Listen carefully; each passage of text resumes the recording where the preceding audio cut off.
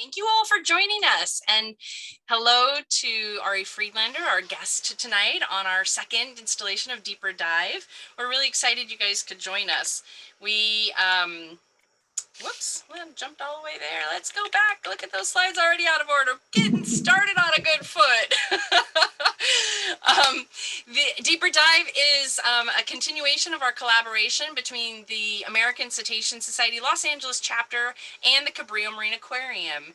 We have been collaborating for over 50 years, primarily or initially on a program called Cabrillo Whale Watch, where we train volunteers to go out on boats in Los Angeles County, talking about whales, being interpreters on the trips, being awesome naturalists, and going into classrooms and giving presentations.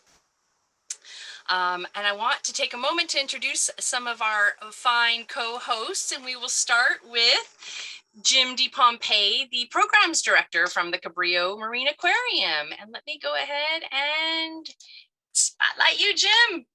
Thank you so much, Diane. That's a wonderful introduction. Welcome everyone to another Deeper Dive, our monthly lecture series here. I want to also let you know about another lecture series that we have coming up this Friday called the Discovery Lecture Series. We'll have Dr. Amara Hart, and she's going to be talking about the timeless topic of sex and the timely issue of sustainable oceans. Overfishing, climate change, and ocean pollution are disrupting the creative procreation that drives the wild abundance of sea life. Hart will introduce us to wondrous sex lives of ocean life and help us learn why understanding these behaviors matters for how we manage our oceans. That's coming up this Friday. More information available on the Cabrillo Marine Aquarium website, cabrillo-aquarium.org. Also, if you're local to San Pedro and want to come down and do some programming, we have our beach cleanup this weekend. We had some tide pool walks. It's tide pool season again with amazing low tides in the afternoon. We'd love to have you join us. That's what's going on around the aquarium. Let's find out what's happening in the world of whales. Diane, back to you. Well, thank you very much. Well, we'll actually jump over to our other co-host, the American Cetacean Society Los Angeles chapter. We've got two representatives, but I think we're going to jump over to Louisa Beck, the president of the ACS-LA. Hey, Louisa. Hi, Diane. Hello, everyone. Thanks for coming on tonight and joining us for another great lecture.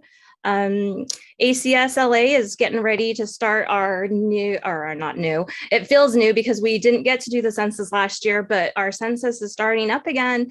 Tomorrow is the kickoff. So Elisa will be there bright and early, and we'll be waiting to welcome the whales back. What's happening at the gray whale census? Can you give a brief overview of what that project? The gray whale census has been going on for 38 seasons now, and we have trained naturalist spotters who track the whales as they head south, first of all, down to Mexico in their migration, and then turn around and head up north. And we count the whales, and we post our numbers daily. So that's what we do. Excellent. So those numbers can be found on your website and Facebook page? Facebook, yeah, and the website, yes, as of now.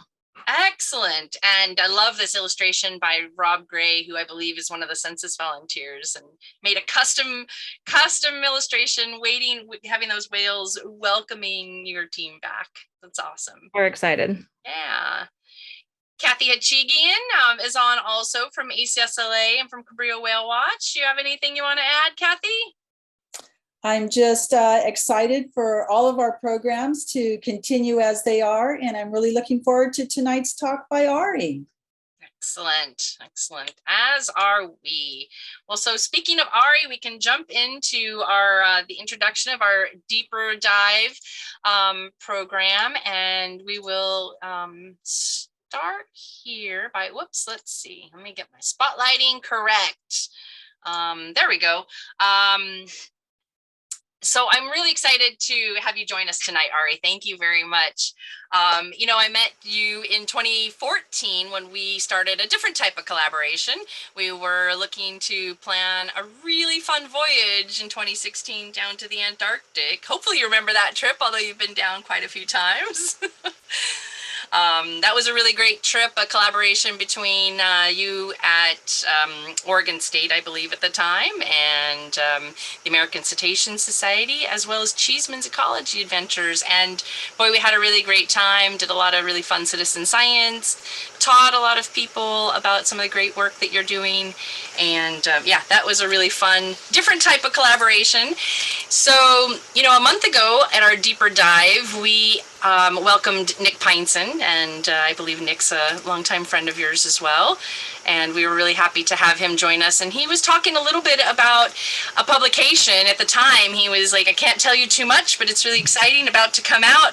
And sure enough, it kind of blasted mainstream media even, which was great.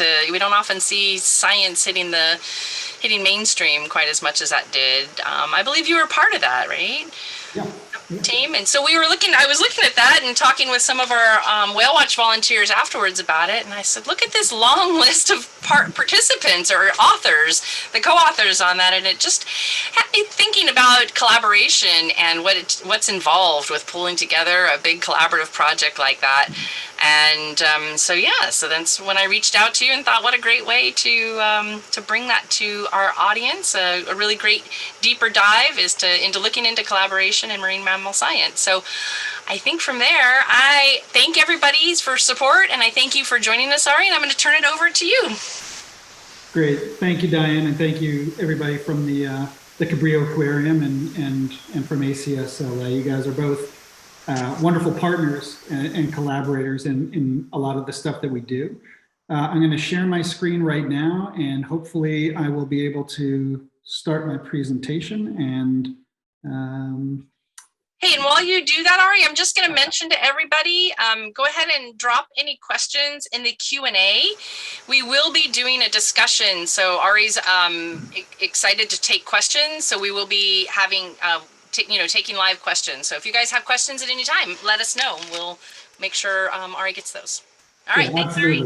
Yeah, absolutely. I'm excited to talk to you tonight, but I don't want to talk at you. I'd love to be able to communicate a little bit about questions you have, ideas that you guys have, things that are of interest to you, or things that I may not explain particularly well.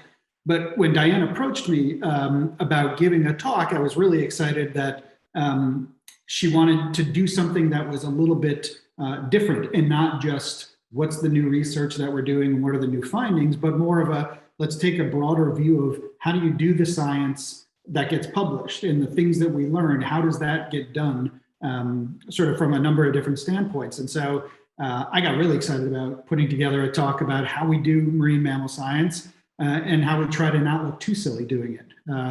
I'll say one of the first things to do is not take yourself too seriously. That's a very important thing. So I'm currently a professor in the Ocean Sciences Department at UC Santa Cruz, and my lab is the Behavioral Ecology and Biotelemetry lab there. I also am the director of research for a nonprofit up here called the California Ocean Alliance, and very proud to be part of that and to collaborate and work locally with great folks like Diane and folks at the aquarium and with ACS as well.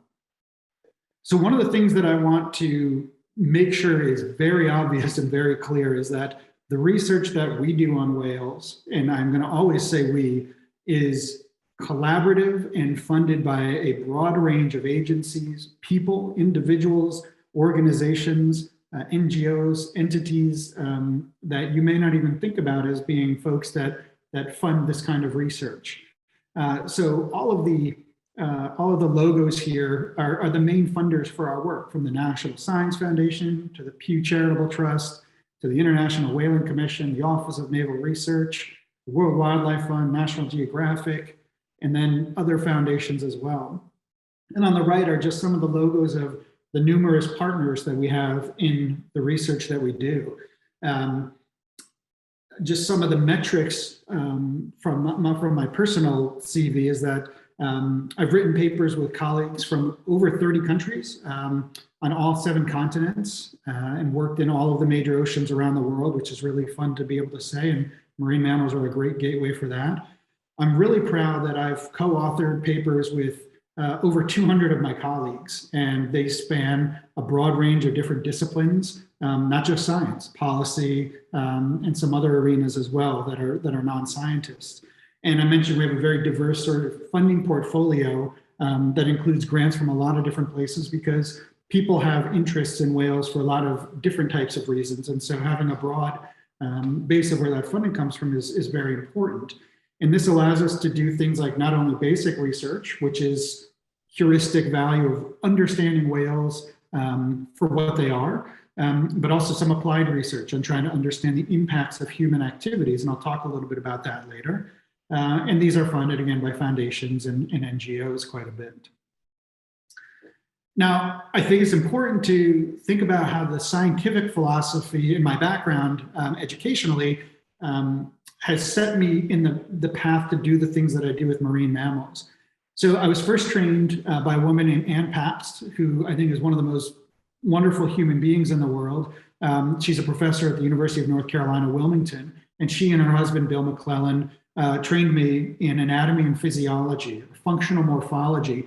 And I literally learned from the inside out how marine mammals are put together, how they've evolved and adapted new morphologies and new ways of being able to be a mammal and live in the ocean, from things like breath holding and bradycardia and myoglobin in your muscles and hemoglobin in your blood and countercurrent heat exchangers, and all of these things that allow an animal that evolved from a land animal to be able to live in the ocean, I thought was really fascinating. And this understanding about how animals are put together in their anatomy and physiology led to trying to understand how those adaptations lead to the behaviors that we're able to observe, from lunge feeding, for breaching, holding your breath for an hour and a half if you're a beaked whale, being able to not eat like a humpback whale for 5 or 6 months at a time. How are these animals adapted and evolved for the kind of behaviors that we are interested in observing and understanding? And then to contextualize that, why the animals behave in certain ways is a function of their environment and their motivation. Are they feeding? Are they breeding? What is the environment like? How much prey is around for them? How much noise is in the environment? And those relationships with their environment is what ecology is. And so I sort of find myself as an ecologist and somebody who's interested in understanding cetaceans particularly and how they relate to their environment and how the behaviors that they do are related to this environment and how those are challenged by things like human activity or anthropogenic sound or climate change. Now, in order to do this, we require a set of tools that spans a broad spectrum, and I'll show a little bit about this later on, but it involves a lot of technology for the things that we're interested in doing to study animals underwater. Things like the censuses for gray whales and things that you can do from observing are fantastic because they don't require some of these logistics and technological discoveries or engineering to be able to complete them. But we rely on things like fisheries echo sounders that are developed by engineers and those types of folks, and the tags that I'm going to mention that were developed by engineers and biologists in tandem. And then the output from this work that we do, I think, is threefold. You know, there's the scientific information and the literature that we put out in that respect, but being able to do research and gain knowledge that promotes and advances conservation and education are the two most important things for me.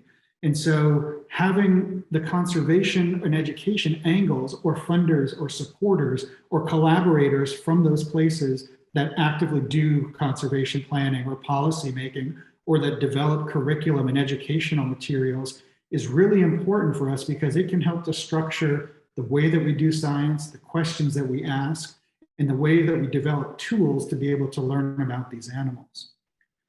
And I think that in science, you can study all of these different facets, you can use technology, you can be interested in education and conservation, and there's very few animals or taxonomic groups that I think are a gateway to doing all of this. And I think that whales, for a lot of reasons, fit that bill.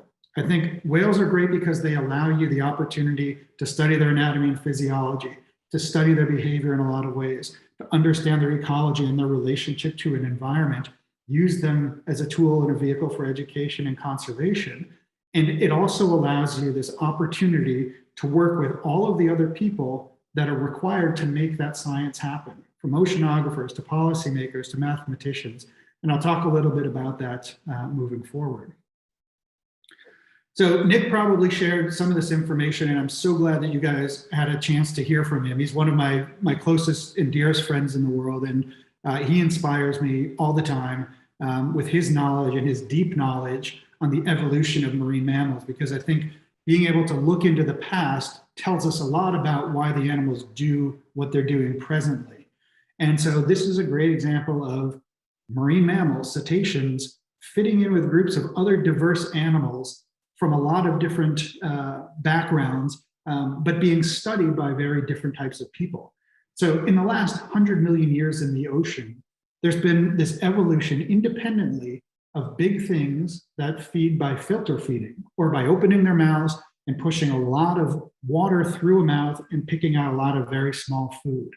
And what that speaks to is that in the ocean, there's a vast amount of biomass at the very lowest levels of life, that if you can come up with a strategy to effectively collect it, allows you the opportunity to gain enough energy that you can get massive, like a manta ray or a whale shark or a basking shark, or a baleen whale. And these all evolved independently over time, showing just how prolific the ocean is at promoting this sort of new forms of life. Now, I imagine Nick might have also shown this image, but to me, this shows the first linkage between whales and oceanography, between coastal geology, and between some of these other things like climate science.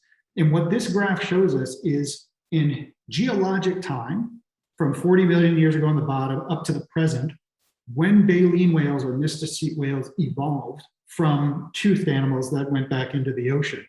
And the first mysticetes and the first baleen appears in the fossil record about 30 million years ago.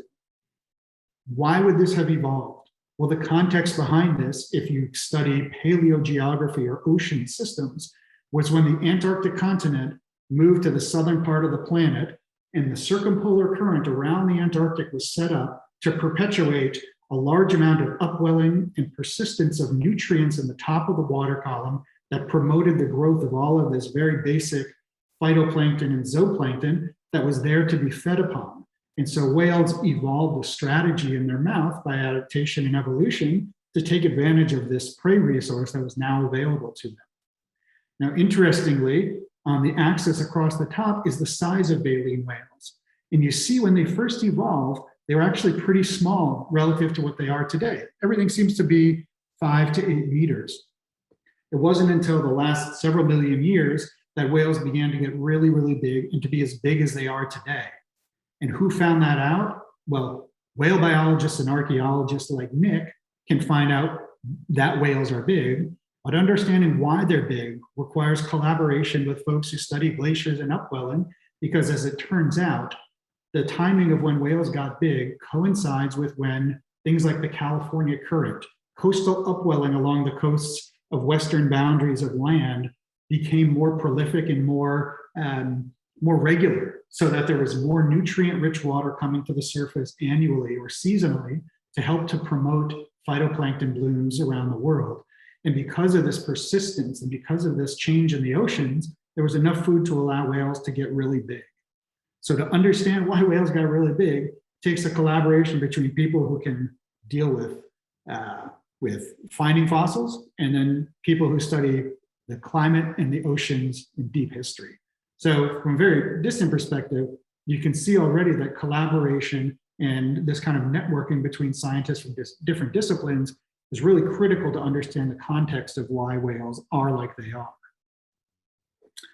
So we come to today, and as a researcher who's interested in studying animals and their lives underwater, where they go and what they do, we have a super big suite of tools and technology that's available to us, but you can't be a master of all trades, right? You can be a jack of all trades, but not a master of all of these. And so many of these different technologies are linked together and are required in order to understand something about why an animal is doing what it's doing, that it really takes this sort of village or this network of people to work together. So we use things like satellites, remote sensing, and I'll talk about this in a little bit, to image the ocean from outer space, to look at the color of the ocean, to look at the amount of wind, to look at how big waves are, to look at how much sea ice cover is around. and more recently to even be able to look for whales. We're using drones now more than ever. This is a technology a lot of folks are probably very familiar with. That requires a pilot, someone who knows how to fly a drone. This image that you see here was taken by one of my colleague, Dave Johnston at Duke, one of his students in the Antarctic using a drone. Those tools can allow us to do things like measure how big and how healthy whales are. Aerial surveys, just like the surveys you guys do up on the cliff tops at Palos Verdes, are critical for being able to see where whales are. Well, you can't do that unless you know how to fly a plane. Acoustics, listening to the ocean and listening to the sounds that animals make is a very technical skill as well. Putting tags on whales requires engineering and that kind of technology. Biopsies, using small tissue samples from whales to tell us about whether a whale is a male or a female, whether or not a female is pregnant, what types of hormone levels that animal has that might relate to stress, how healthy that animal is, how much plastic that animal might have ingested. That all requires chemists or people with a background in chemistry and physiology to understand how that sample can be used to understand the animal. So it's very clear to me that you can't do everything with a single person or even a small number of people. In order to understand these whales in their environment really requires a large set of people. Now, this is sort of the business end of things. This is the very last thing that happens in our field work, and this is putting a tag on a whale. This is in fact the first tag we put on an Antarctic minke whale as part of our recent project with the National Science Foundation. This is a cute little minke whale in a place called Anvor Bay, which is one of my most absolute favorite places in the world. And this is a gorgeous video. My friend Jeremy took this video of us in slow-mo on the iPhone. It looks beautiful. It's a magical place, unbelievable little animals. But this is like way far down the line in getting to this place. And so all of the things that had to occur for us to get to that place are kind of what I want to talk a little bit about and get an understanding of among folks to realize or recognize and see how we get to this place where you have the opportunity to put something on an animal and learn about it in ways that I've been really fortunate to be able to do. So I think this is a really kind of fun place to start when you think about the Antarctic. Diane mentioned that that's one of the places I work. I've been fortunate to go down there about 45 times. We'll be going down in another couple of weeks to start our work down there. But 100 years ago, it was a slightly different place to work. And absolutely, Cherry Gerard, who was one of the first naturalists to work down there, said that polar exploration is at once the cleanest and most isolated way of having a bad time that's ever been devised. And I don't doubt that. 100 years ago, it would not have been fun to go down, and he did most of his work by himself. And this is what polar research looks like today.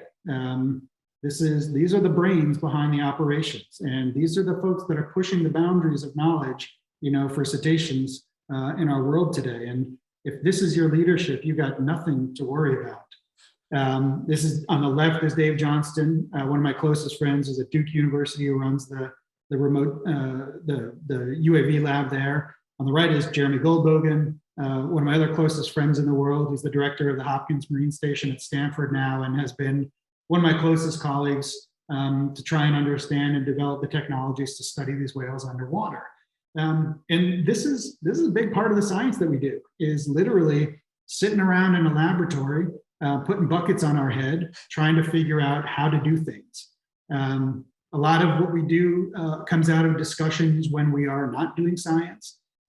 If someone's got a great idea or a crazy idea, we talk about these kinds of things and try and come up with ways to satisfy the urges and the needs that we have to gain information. But you also need to be able to make fun of yourself a little bit and not take yourself too seriously, like I mentioned before. Hey, Ari. So yes. Tamara said she's popped in and said you remind her of Devo there. But on a more serious note, Mary Drenick is asking, what are crown whales that you showed on that chart? Yeah, I think crown whales refers to, from an evolutionary perspective, some of the first animals in that that exist in the fossil record for those animals. Excellent, thank you. Yeah. So as Diane mentioned, when Nick came, he sort of hinted that there was this paper coming out that we were co-authors on that recently was published in Nature. And this is, at least in the very small myopic ivory tower of people who are in academics, this journal is a big deal to publish in because it shows that you're doing science that is very broad and of interest to people with a lot of general science background and interest in the world we live in. And the thing that I'm the most proud about this is not just that there's a lot of new knowledge, but it was data that was collected by about 20 different people over probably 15 or 20 different years on projects that spanned the globe, that probably 30 or 40 graduate students got their degrees collecting. Hundreds of people participated in this research to make this data possible. And it was really innovative work by Matt Savoco, who led the charge to put it together. But I want to sort of talk a little bit about how we get to this place where once the tag is on the whale and once we're able to analyze the data, that's great. So I think about what we do in the field as kind of like a pit crew or like a race car. You know, you see the video of us putting a tag on a whale, and that's kind of akin to the race car driver. But what you don't see is the background. What you can't see is behind the person with the video, that there's a person driving that boat, that boat was put in the water by 3 marine technicians who work on a 300-foot oceanographic boat that has a crew of 50 people and that has workers, that has able-bodied seamen, that has cooks, that have mates, that have electricians and engineers on them. And you wouldn't be in that place without that boat. And you wouldn't be on that boat without having written a proposal that gets viewed by people who have the funding to be able to provide the logistic support to get you on that boat to go to the Antarctic. So over time, we have these great victories. And like I said, there's one person driving the car, but there are 30, 40, 50 people sometimes that help to push that car, to get that car going, to be on the racetrack, to put that person who's just simply the last person in the line to be able to drive this home and literally cross the finish line.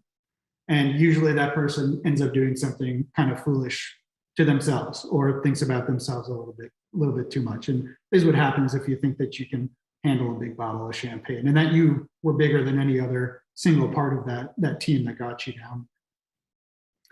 Yes, in reality, this is more what our pit crew looks like. It is a motley bunch of people. It's friends, it's people that have warts, that are just normal people that have a skill or that have an interest or a desire and have pursued that and made themselves to be a critical part of a team. It can be a little confusing and it can be a little nonlinear how you get to that place. But I sort of alluded to it earlier that you have a lot of these funding agencies. And so for folks that do marine mammal research, if I were smart, I would do all my research in Monterey Bay or in Southern California where I can drive to, and I would do it from a place like Palos Verdes, or I would do it from Mbari, where you could literally sit there and watch and see everything happen right in front of you. For some reason, I've chosen a path that's a little less linear and a little more difficult. I want to study whales in the farthest part of the planet away from us, in the most difficult place to get to, with the most inhospitable conditions and the most logistic requirements just to be able to get to the place where the animals are, let alone do science with them. And that's what happens when you want to study whales in the Antarctic. And luckily, there are funding mechanisms in place. The National Science Foundation is one of the main funders for this, where you can write proposals. If you have an idea, if you have a scientific idea, and you can say, this is something we don't understand about these animals, we have the tools to do that. Here are the questions that we want to ask, and here's the support that we need to do that. And if that can be justified in a basic science way, the National Science Foundation might give you a grant. And then when you get that grant, you get put in touch with a logistics coordinator. And they say, Ari, what do you need to get down there? I say, well, I need an icebreaker. I need it for about 4 weeks. I need berths for about 20 people. Here's what they're going to do. And I need about a month of ship time on that boat. And they'll say, great, okay, we'll give you half of the ship that you'll share with another science group, and you can have 10 people for 2 weeks. Figure it out. And then you kind of have to go back to the drawing board and say, oh, geez, okay, what can we do? What can we do with that? Do we have to streamline the research that we want to do? Do we try and make everybody learn a new skill to be able to do 4 or 5 different things on board? Or do we just focus in to try and answer questions based on the amount of time that we have? And then you get to do things like write permit applications. Oh, great, you want to study whales? That's wonderful. They're federally protected. You need to have a permit from the National Marine Fisheries Service. That'll take you 6 months to write, 6 months to get. After it goes back and forth through public comment period to be able to justify the things that you want to do to those animals. Oh, if you're at a university, you get to write an IAPA, an institutional animal care use protocol. That has to be vetted by the veterinarians at your university to make sure that the research that you're doing is compliant with the animal ethics boards. And then you need to get an Antarctic research permit, an Antarctic Conservation Act permit, a CITES permit if you want to be able to import samples back into the US so that you can use them when you get back here. So before you even are able to get into the field, you have a lot of hoops to get through logistically just to be able to say, we can do this science, we can collect these things, let alone going and actually doing the work. So it can be a very nonlinear path. So the first project we did in the Antarctic after my dissertation, the first one that we actually led, we called MISHAP. And it was a serendipitous thing. It was the multidisciplinary and integrative study of humpback whales and their prey. And this was our first opportunity to go to the Antarctic, to study whales, to have a dedicated ship and a dedicated platform to be able to do our work. And this was really exciting to us. So I finished my PhD in 2006, and part of that research was done all the research was done in the Antarctic. And I tagged along on oceanographic ships that were collecting data on bathymetry, ocean currents, collecting temperature data, mapping krill distributions, and trying to understand how the Antarctic Ocean worked. And I went down there and I counted whales along the way and tried to link things about where the whales were located and how that related to different properties of the ocean. And that gave us a foundation to say, hey, look, now that we know where these whales occur, we want to understand how they're behaving and what they're doing there. So I was a postdoc at Duke University, and I did my PhD with the second guy on the left here is Andy Reid, and then the farthest right over here is Pat Halpin. These were my two major professors at Duke. The guy on the far left is Elliot Hazen, who's a researcher at NOAA right now. The guy in the middle, that's Dave Johnston, who is one of my great colleagues there at Duke. And then this is Rennie Tyson, who is another PhD student. And then that's me in a very former life, about 13 or 14 years ago. And this was half of our group going to the Antarctic. We'd, really never done this kind of thing before, but we wrote a proposal to the National Science Foundation in 2006. I believe we wrote the first one. We got some feedback. People weren't very excited at the National Science Foundation about funding whale research. We had to come back to them and tell them why it was really critical to study whales and why whales in Antarctica were an important thing to study. So we rewrote the proposal and submitted it again. 2007, they said, yeah, you're doing a nice job, but we're still not interested in funding it. We wrote it again, sent it back to them one more time. And then finally, in 2008, we got the funding for this project. Doug Novacek, who's down here, right here, who's a professor now at Duke University. He was at Florida State when we got this grant. He was the one that helped to lead the field effort in the first couple of years of this project.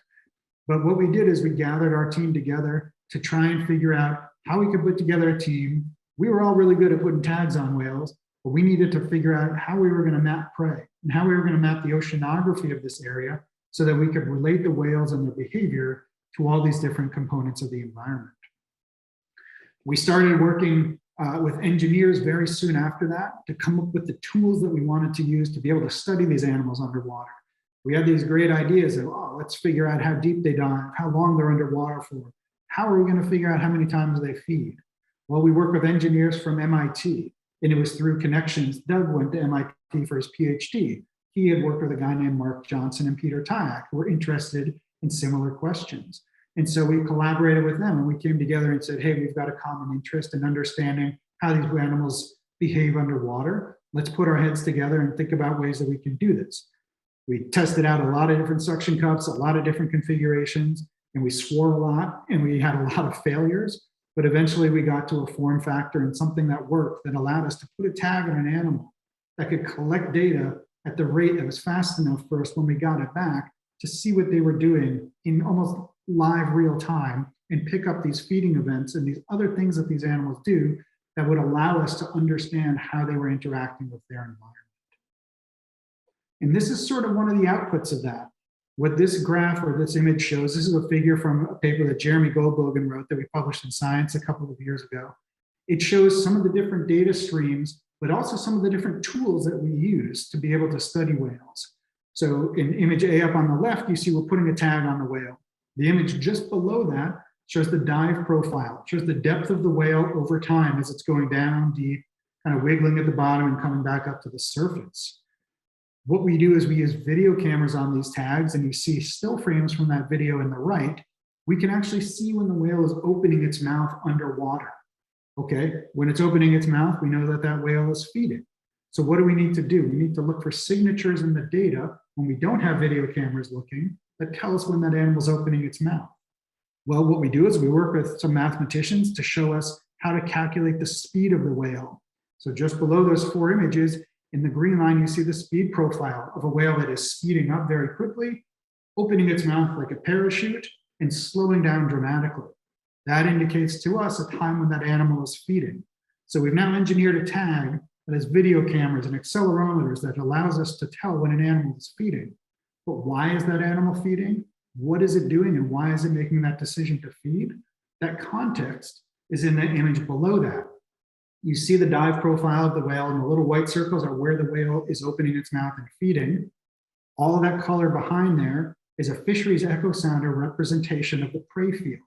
So by putting a very high frequency sound into the water, it's just like your depth sounders or the echo sounders most people have on their recreational or whale watching boats. It's just a little higher powered. This tells us how much density of food there is. And by combining this technology and working with somebody who is an expert in that, we can now say, is that animal feeding in a particularly dense part of the food or not? Or when is it deciding to feed? How often is it feeding? Is it stopping feeding when it gets into a particular type of prey patch? So this contextualization, again, really requires us to be able to collaborate and work with people who are interested in doing the same kinds of science and being part of this team to answer a question that might be a little outside of their scope of reference.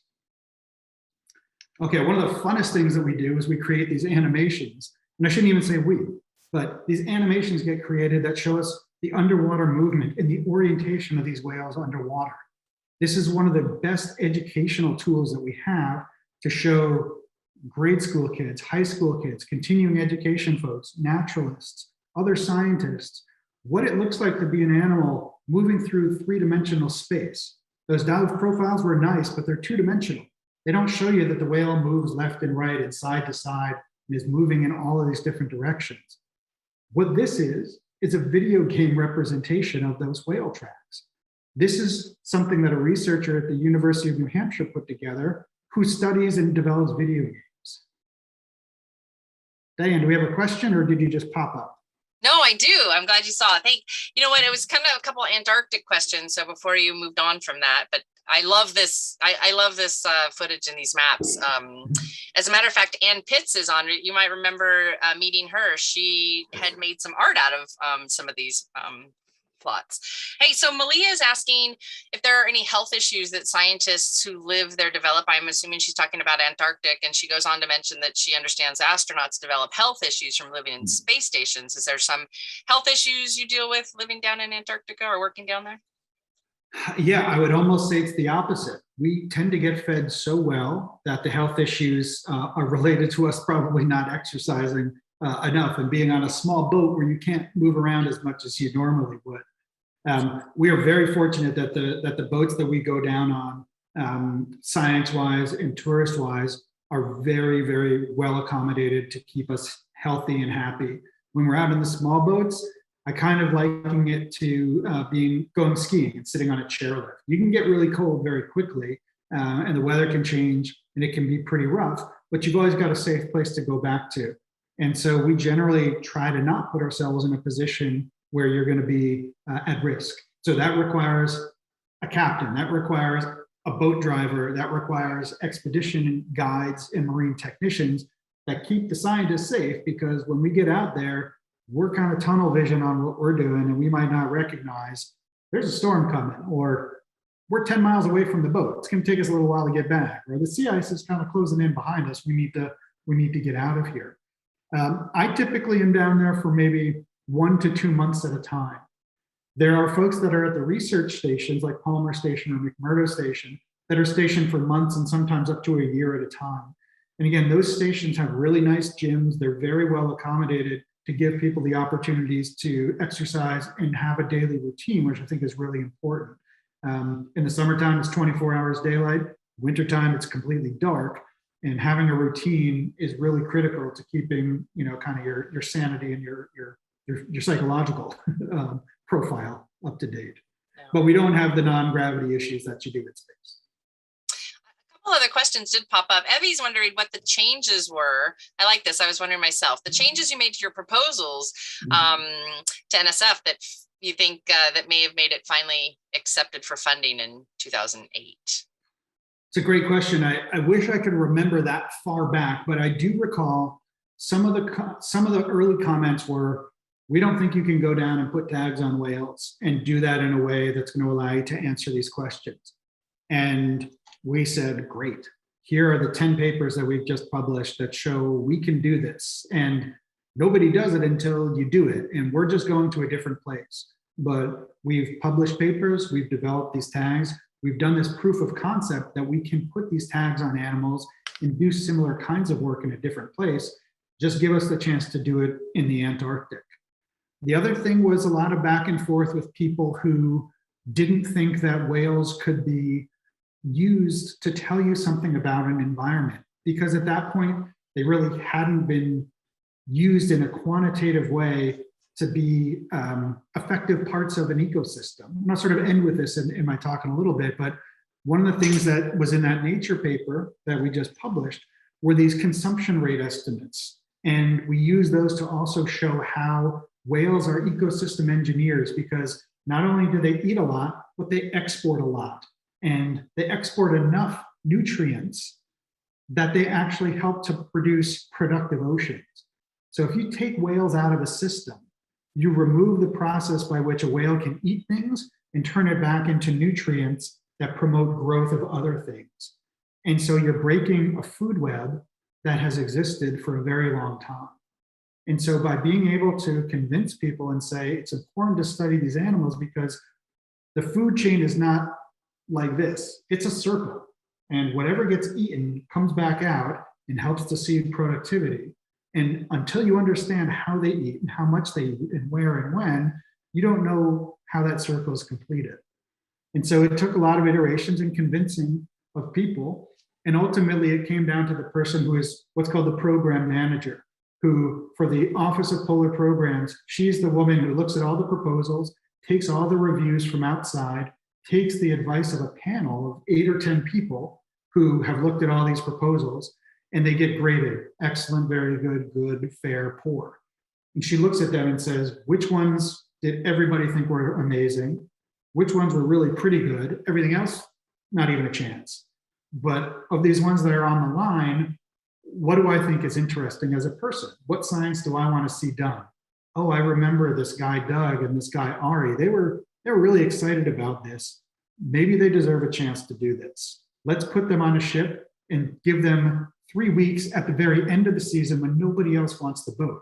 And that's exactly what happened. Was we had put in a proposal to work in January or February when summertime exists, when whales are down there feeding.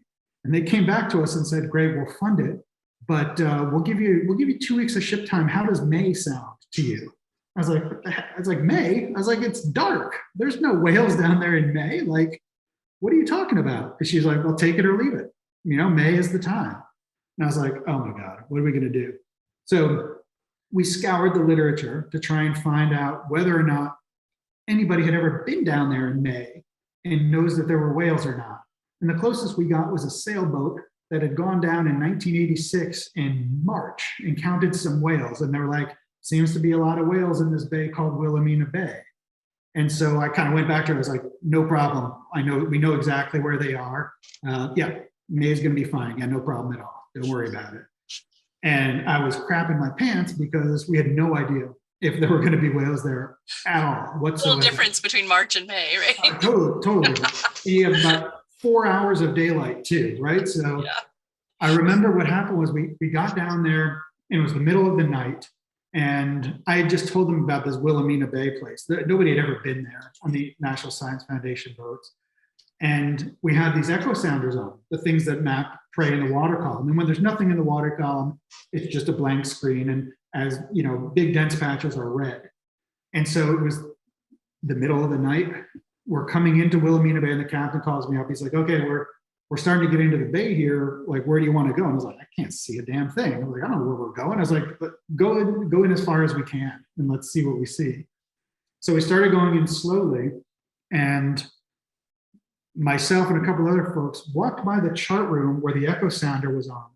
And we looked at the screen, and it looked like a red monster was coming across the screen very slowly. Wow. And there was krill from about the top of the water column to about 300 meters deep, solid red, for about 5 miles as we came into this bay.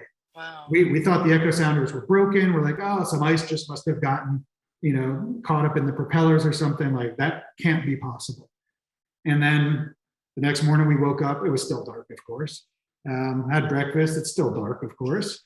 Go do something else. It starts to get light out a little bit. And as soon as we wake up and we start looking around, we're like, oh, damn, there's really not a whole lot here. But there's lots of pieces of ice floating around here. And then every once in a while, one of those pieces of ice would breathe. And we're like, oh my gosh, what is that? Turns out we had found the mother lode of whales of all time. They sleep during the day and they go bonkers feeding at night. Wow. And what we were seeing were logging humpback whales that were just dead asleep at the surface. They'd been so asleep that they had ice covering their backs, and there was snow piled up on half of them. And every once in a while, one would breathe. Wow. We started the boat moving and doing a line transect survey to count those whales. And within about a half an hour, we had to turn off the program because it only had room for 99 sightings. And we counted about 500 humpback whales in this one 6 by 5 mile bay in one day. And we're like, I think we're okay, but complete serendipity. And then it changed the course of we went out and put as many tags as we possibly could on those whales, and they were asleep. So it was really easy to do. But it changed the course of what we were going to do in a way that we certainly had no intention of when we initially started to do that. Wow, incredible. Well, that kind of answers this other question. Let's see, I guess I might show up. I was trying this spotlighting and I don't know how often it shows up, but since I'm not just a voice out there, we have a couple questions here. Mark and Patty are asking what kind of research can be done in the Antarctic winter when there's no sunlight. You were talking about the folks at the research stations, perhaps, but I think you might have addressed some of that. Yeah, it's a great question. So there are a couple of things that we can do. So one is you can go down and you can put out satellite tags that remain on these whales for months at a time and put them out very close to the end of the season. We've done that to see how late the whales stay before they migrate to other areas. The better thing that you can do is to use passive acoustics and to leave recording devices in place that are recording throughout the entire season. And that will tell you about whether or not there are animals that are vocalizing there at certain times of the year. We have a colleague, a Ukrainian woman named Oksana Savenko, who is at the Ukrainian research station. She's been down for about 18 months, and she's done sort of 2 overwinterings, and she's been able to visually see when the whales leave.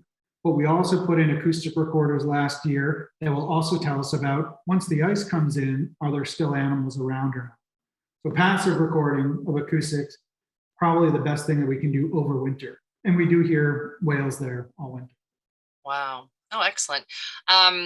We do have, I'm not sure where this falls into your talk, but we do have a couple other questions. Karen's wondering how baleen whales find food since they don't have echolocation. Oh man, that is like, we talk about this question all the time, and we never have answers for it. It's more like we can maybe rule out 1 or 2 things every once in a while. You're right, they don't have echolocation. What we think the animals do is probably use a combination of different senses at different scales.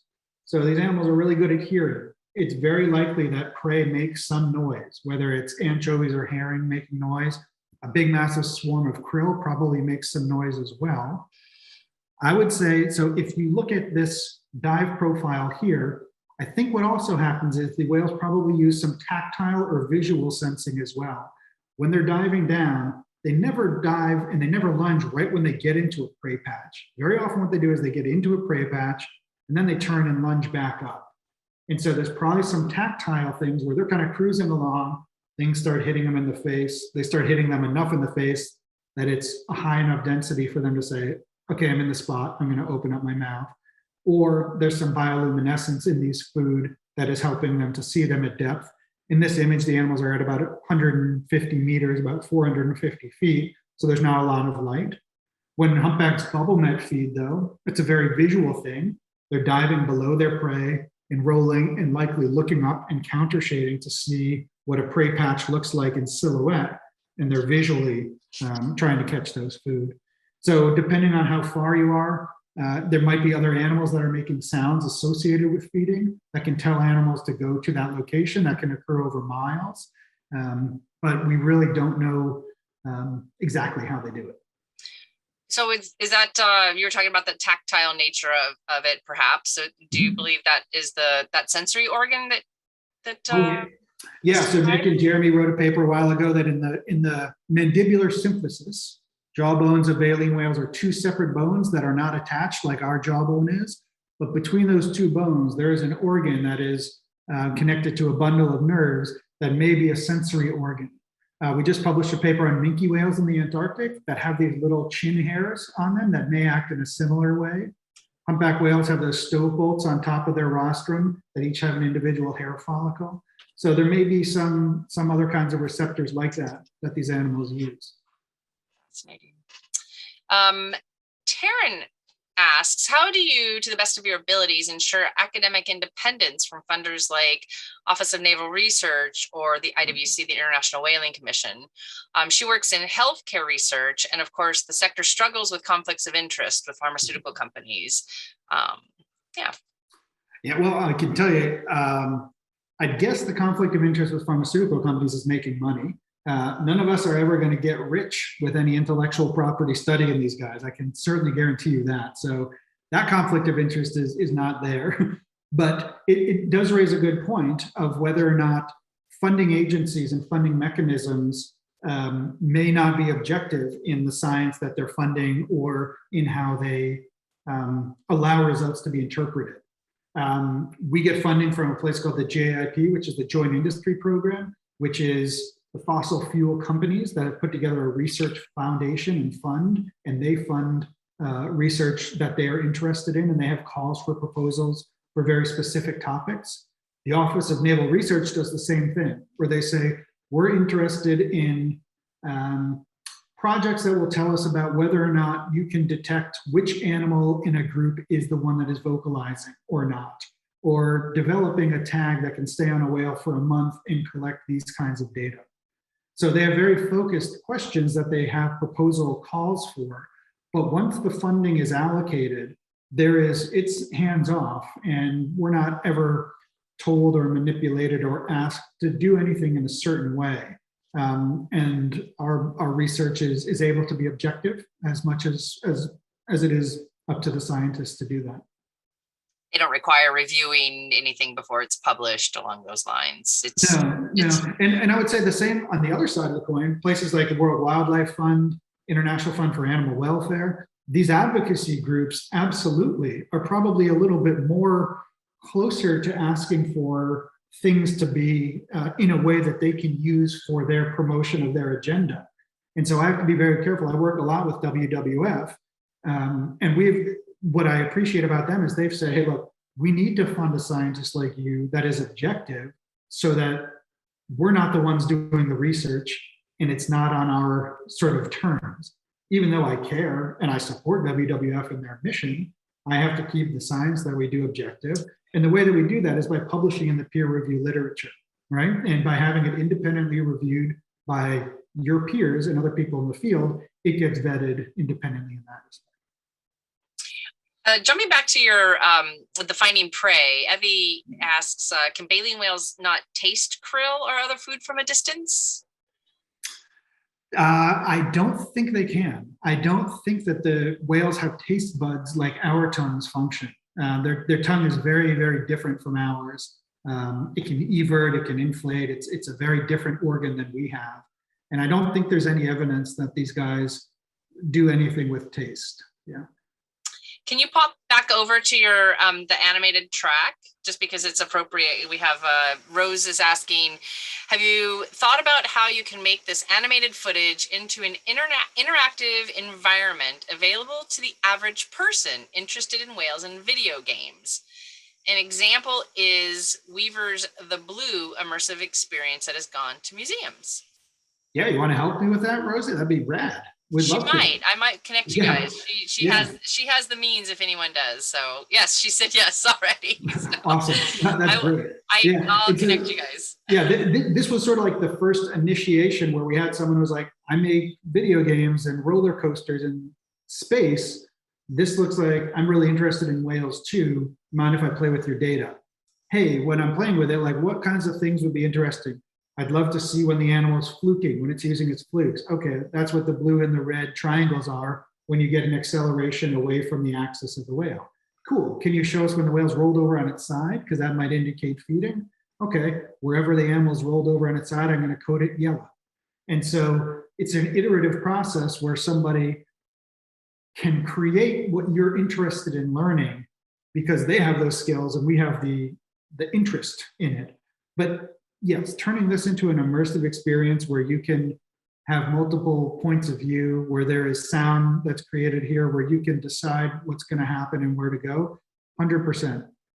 This is a great tool for that. I 100% agree. Yeah. Using some of that live footage from some of the tags, right, too, as part of that immersion, that'd be really, really cool. So here, it's a good segue. Yeah. So this is what it looks like on the back of an Antarctic minke whale. You can see the sea ice passing by. This is sort of, hot off the presses stuff. You're on the back left of this minke whale. The dorsal fin is over here on the right side of the screen. And what's great about this is that it allows us to do things like look at when does the animal do certain behaviors and how much sea ice is around when they do that. Great, the animal found a little breathing hole. Now what's it gonna do? How does it navigate through this environment? What does the environment look like around it? And why in that roller coaster was it leaning one way or another? Why was it moving around? The context that we gain from having something like this video is absolutely critical. I'll show you, this animal is gonna do a little lunge feed in a second.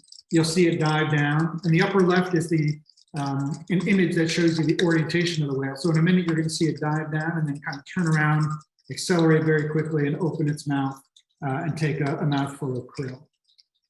So it's about to do this, coming up right here. You'll see it start to pitch down and accelerate very quickly. That's pitch down. It's going to gain speed. You can sort of see it kicking like this. And boom, opens its mouth right there. You can see all the krill that are zipping past that the animal didn't get. But we can use this kind of footage and this kind of context to the animal to tell us about, for an Antarctic minke, how important is sea ice to this animal? How often is it feeding under ice versus in open water? And how important is that to the biology of this animal?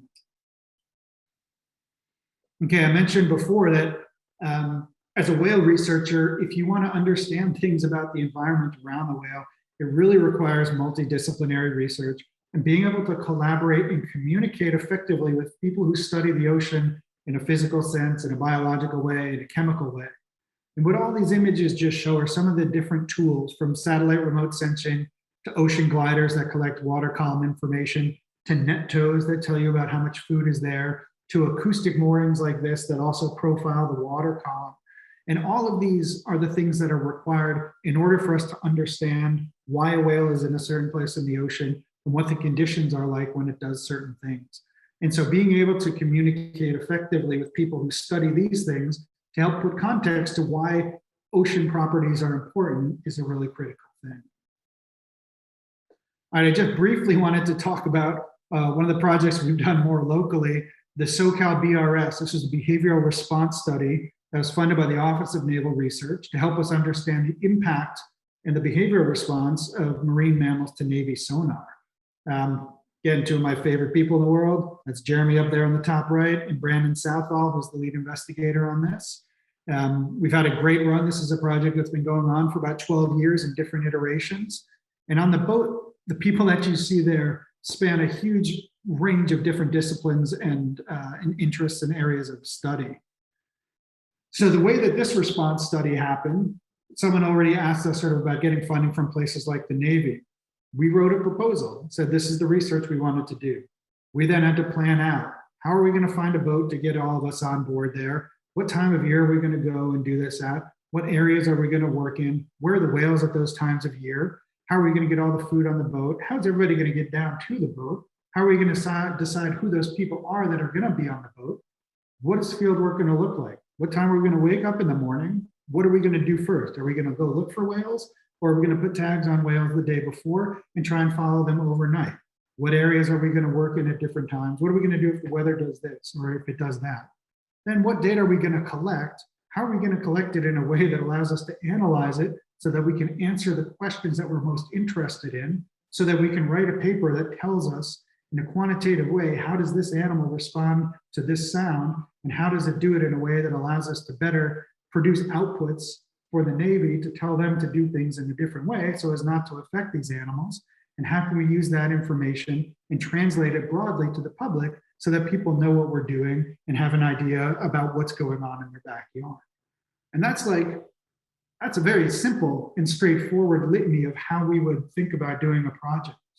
And this project that we're talking about, where we go out, find whales, put these motion sensing and acoustic recording tags on the whales, play a sound of Navy sonar, get the tag back, look at those data, try and understand how the behavior of the whale was before the sound exposure, what happened during the exposure, and then what happened after that.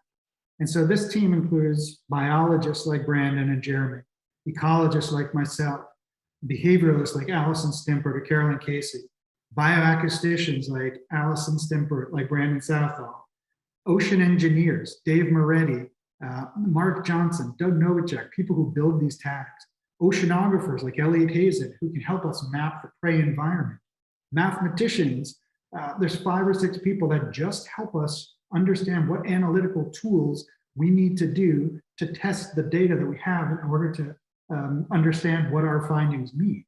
We need observers. We need people that can tell us about what whales we're seeing and how many there are. We need naturalists to help tell us about where to go at different times of the year and what we're most likely to see. And then we need a boat captain and a crew that is going to be able to safely get us there and keep us well fed and keep us all safe during the work. So it's not an insignificant thing to put together what might sound like a relatively simple task, but it includes so many different groups of people from so many different areas of interest. And it really helps to have a network of people that you can rely on, that you know, and that you can trust, either because you've worked with them or other people have worked with them, to be safe, to be good colleagues. And sort of someone earlier on had, I said I was going to sort of allude to this later. The work that we do sort of in the local context also has interest and conservation relevance much more broadly. And when you study marine mammals, you have a group of animals that already has a huge amount of sort of public empathy. But to do conservation globally, we need to have whales be part of a story, not just be the story themselves.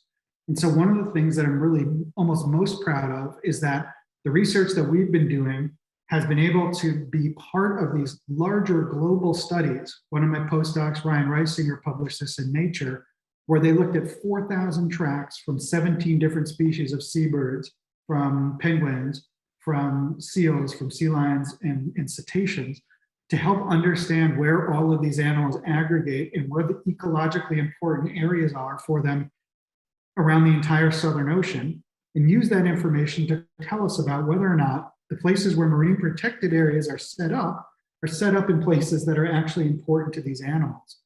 And what we found was that if you look at where the ecologically important areas are for all of these ocean predators, the current MPAs only encompass about 27% of them.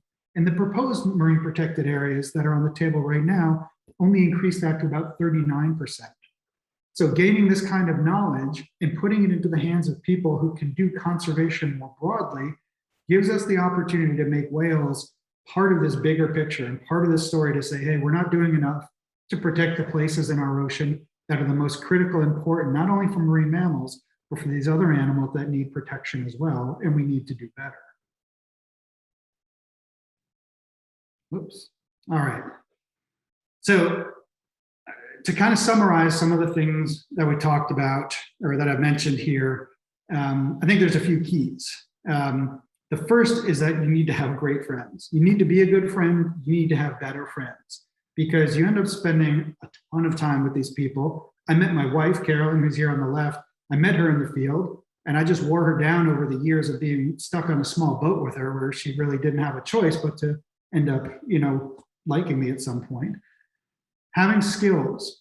You sometimes think the skills that you have might not be effective, might not be valuable. It might be something that you think is totally illogical to science. Being well organized, having good handwriting, some kinds of things that may not be obvious to you, but something that is going to be taken for granted as part of a team can be really critical. Being a good teammate, if you are one of the people that is involved in these, being empathetic, looking out for other people, and just being a good citizen is critical. And being a good leader, if you're in a leadership role in these things. I don't think there's anything specific about being a leader in a marine mammal research program that's any different from leading any other group of teams. Asking good questions, understanding who you're trying to seek resources from, and the questions that they want to have answered is really important. If I were to go to the National Science Foundation, who's interested in basic research, and said, I want to look at marine protected areas and how well they overlap with whale habitat, they'd say you're barking up the wrong tree. But if we said, we have this fundamental interest in understanding the relationship between baleen whales and their prey and how they're able to access them in that ecological relationship, that's a question for basic science. Being curious and being creative about the science and the questions that you answer or ask is also really, really critical. Don't work with people who aren't cool. That's a pretty big no-no for us. One bad apple on a trip can take things down pretty quickly. Our field is relatively small, and it really pays to be a good person and to get invited to participate in these kinds of projects. You have to be fearless. You can't be afraid to fail, because you're going to, and we learn a lot more from our failures than I think we really recognize at the time. And it's learning by failing that I think has helped us get as far as we have in a lot of ways. And if we didn't have challenges to overcome and everything was easy, we wouldn't be pushing ourselves. You can't take no for an answer. You keep going back and telling people why what you think is important and why you think what's important is something that they should invest in. But you also need to be able to ask for help. You need to be able to rely on your friends and your colleagues to help you write things, to help you do things, to be hands in the field, to be supportive in any way that you possibly can. And I am a firm, absolute believer in manifesting your own reality. And if you believe in your heart that something is right and that is something you want to do, I don't think that there's anything that can stop you from doing that. And these are things that I hope my students learn. I hope that my daughter learns. And I hope that all of the colleagues and people that we work with feel similarly about.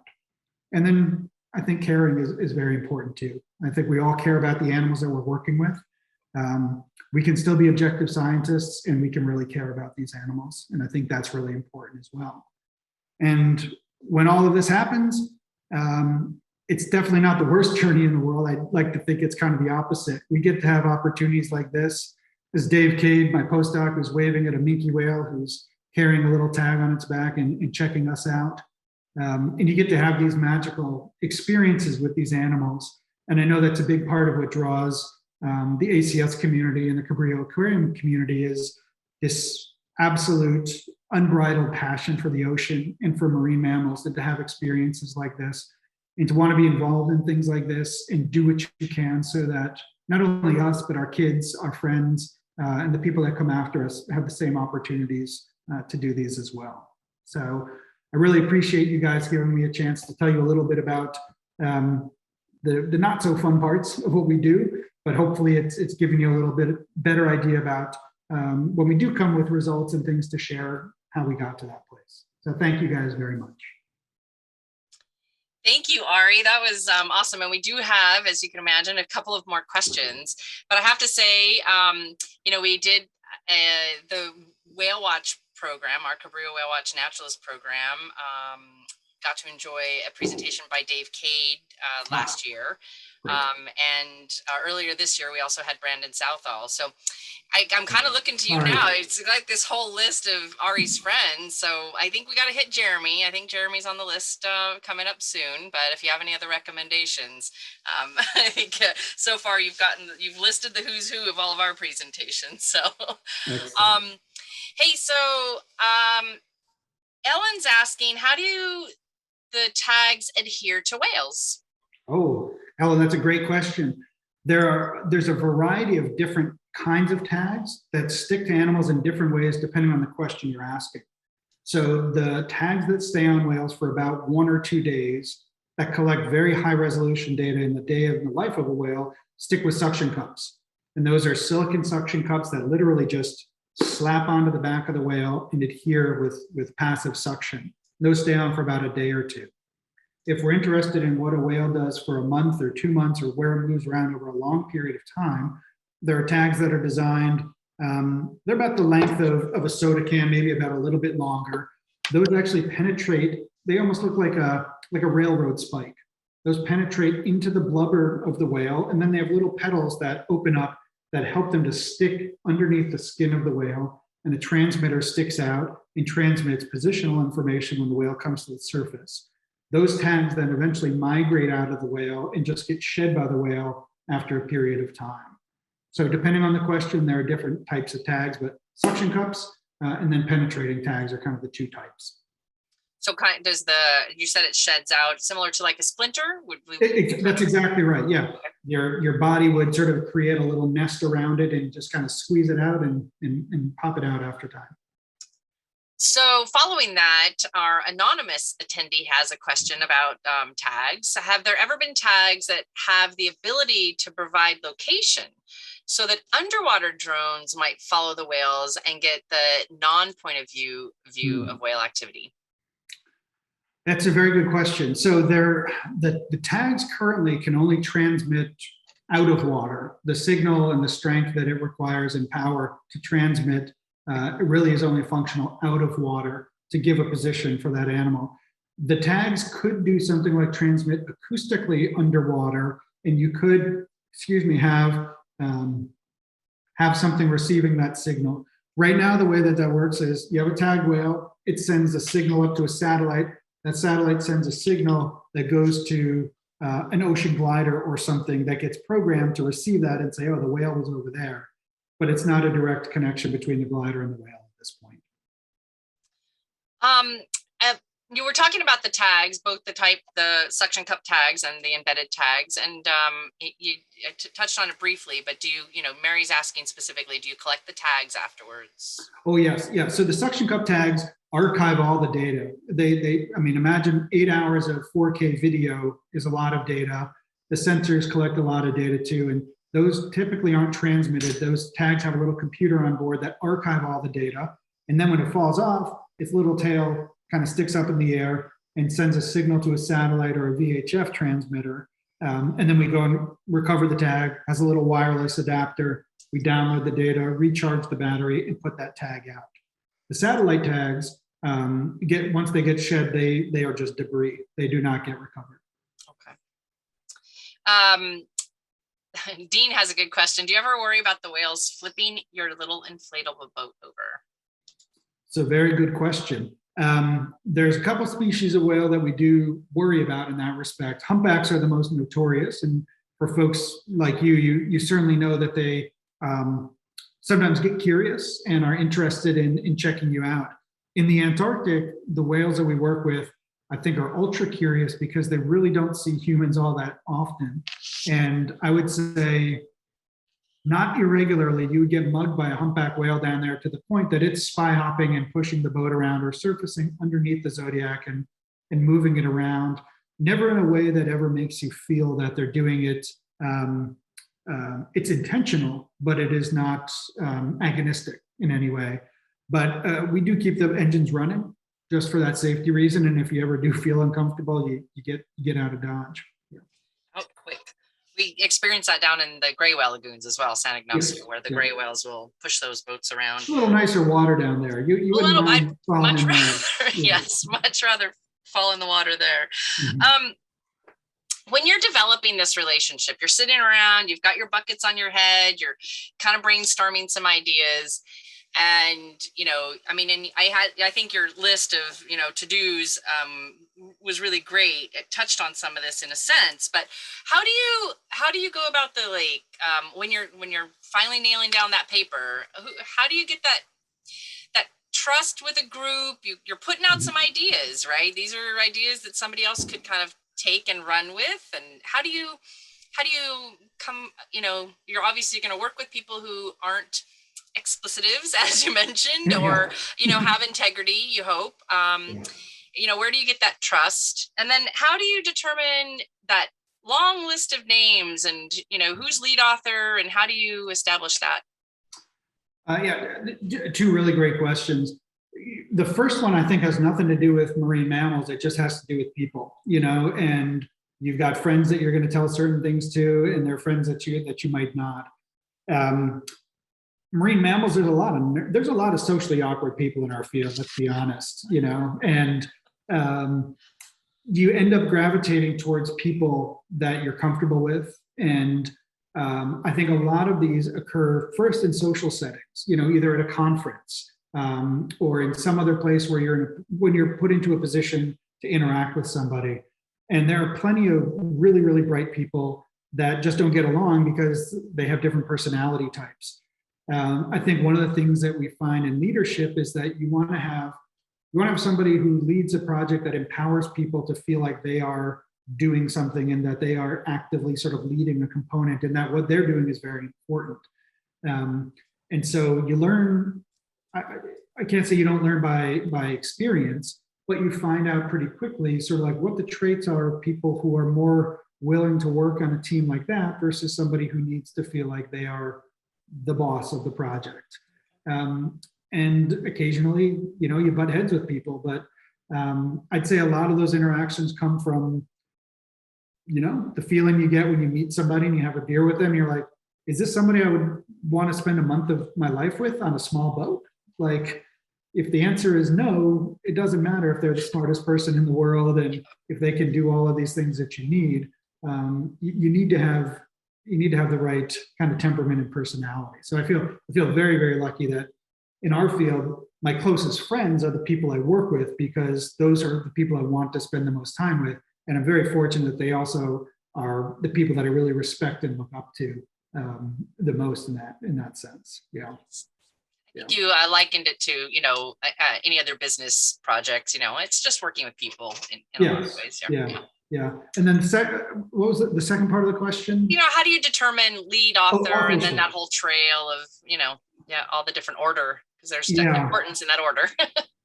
So I think a lot of that is also sort of about your leadership styles. So you're working with people that are at a lot of different levels of their career, from people like an advisor who is been in their position and has a permanent position, to people who are hustling and that are their funding is supported solely by grants, and then students who are participating and learning how to be scientists, and then people who work in the field who may not even be their primary job but are part of the project.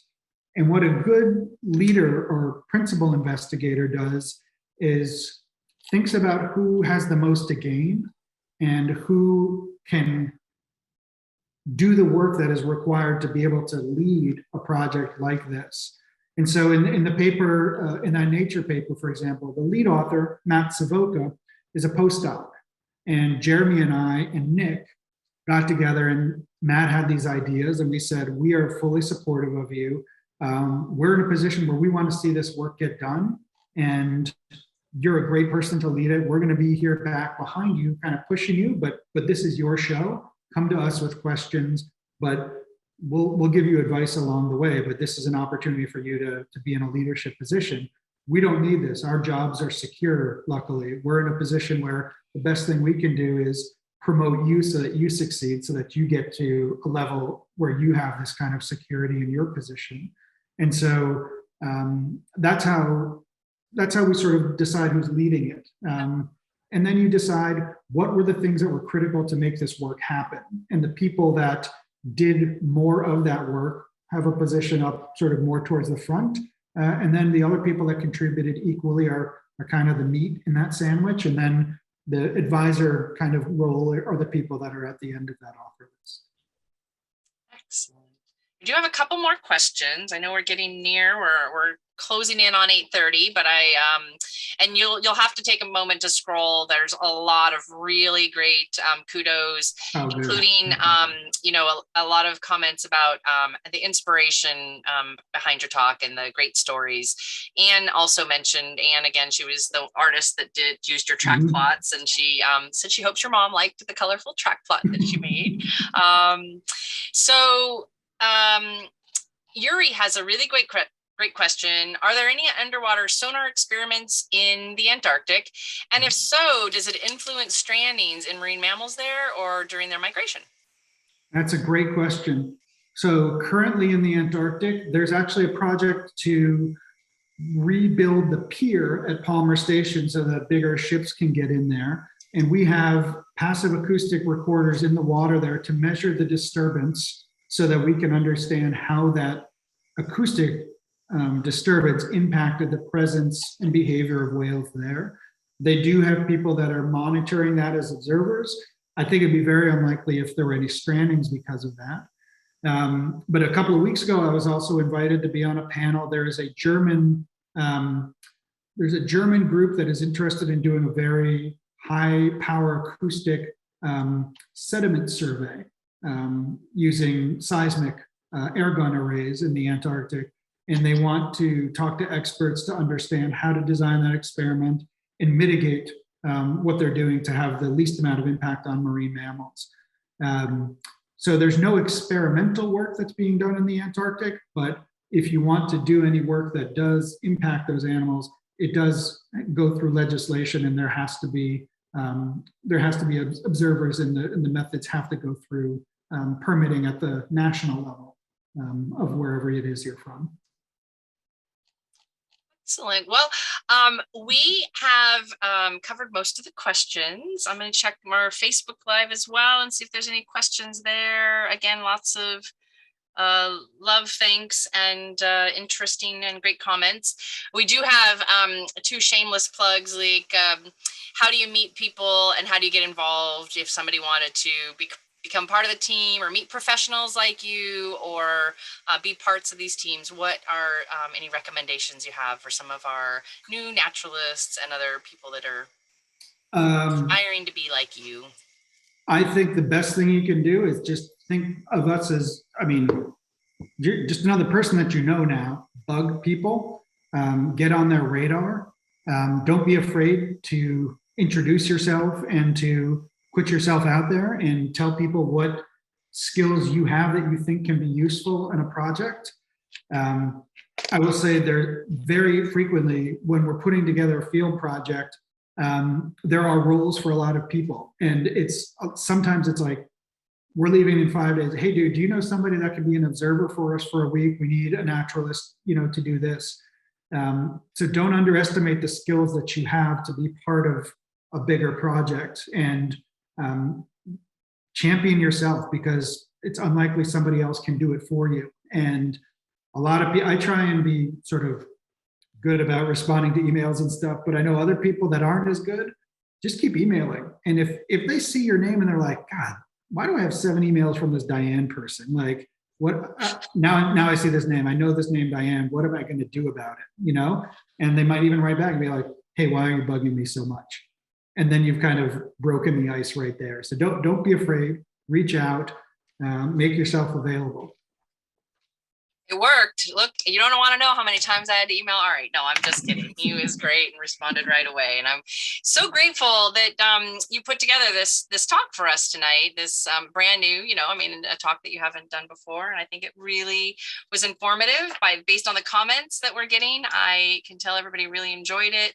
Lots of outstanding and wonderful, every awesome description that you can find. So I think it's great if you want to scroll through that.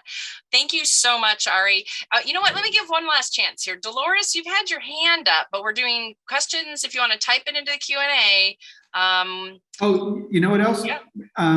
Maybe what I can do, or Diane, if you want to just put my email in the chat for everybody. Sure. If people have any other questions or want to talk offline or talk anywhere, please contact me. Like I said, you guys are some of the most wonderful people to talk to and to learn from and about. And I can be a lot better at what I do from your kinds of advice and experience too. So I would certainly welcome the opportunity to get to know any of you guys as well. Ari is always a lot of fun, so I highly recommend it. And if there's ever a time that we can facilitate an in-person, I encourage you guys as whale watch naturalists. This is how I started 20 years ago, and I've had a lot of really great opportunities because of this program, because of reaching out, and I've gotten to know a lot of amazing people, including Ari. So stick with it, and like he said, just be persistent and try. But if there's ever something that we through ACSLA and the Cabrillo Marine Aquarium, or AKA the Cabrillo Whale Watch program, can do to help get you guys meeting people, we certainly will. So one last thing I should say about the whale watching community is that you guys and the captains and the naturalists that are out there are seeing these animals and know about them in ways that we will never know as scientists who come out occasionally to do this. And we want to be able to be a resource if there are questions or things that you are interested in learning that we can help facilitate in any way. I would love to be able to find out what things you guys have questions about or think are interesting or are important questions to answer. And it could give us the opportunity to be able to collaborate on proposals and projects together to take advantage of your platforms, your questions, the different expertise that we have, and being able to work with you guys, I think would be an outstanding thing. So please, if you have any ideas or questions or anything like that, I'd love to learn more from you. Excellent. Well, we're looking forward to the Los Angeles chapter. The Cabrillo Whale Watch program will be doing, our naturalists will be doing a little bit more in as far as like taking data collection and, getting to be more involved with observing and monitoring their behaviors and stuff like that this year during the gray whale migration. So that might be a great opportunity to for them to observe things that they have more questions about, which might kind of lead to some really great questions. So we will definitely share and pass it along. Thank you so much, Ari. Best of luck with everything, and I look forward to seeing you sometime soon. All right. Thank you, guys. Have a great evening. Right. Stay safe. Thank you. Bye, everybody.